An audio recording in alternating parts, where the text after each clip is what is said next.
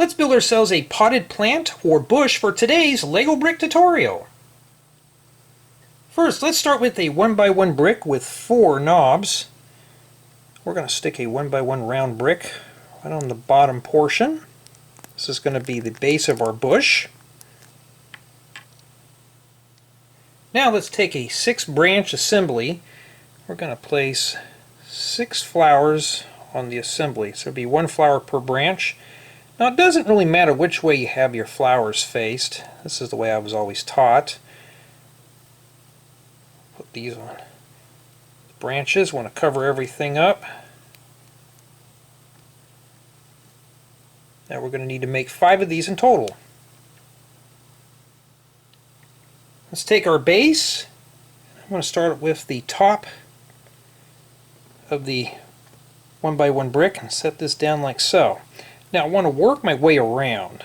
Now when we put these in, we're just going to wiggle them in place. Doesn't matter which way you start. So you want to slowly rotate these into position. Now if you're lucky, your flowers may fall off.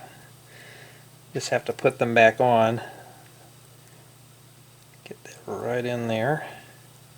This is something you don't want to rush through, so just kind of rotate them in. The last one's usually a challenge, so we're going to have to peek in there and make sure we have that right in that area. Just rock it in place. Now you can set this directly on a base plate. I'm going to put this in a flower pot. First I'm going to attach this to a 2x2 round brick. Set it right in the middle like so. And we're going to take ourselves a 4x4 dish, part of a barrel. I don't know what these things are officially called. We're going to set that right on the base. Now this is a little bit of a challenge here getting that in there. Just have to wiggle that in.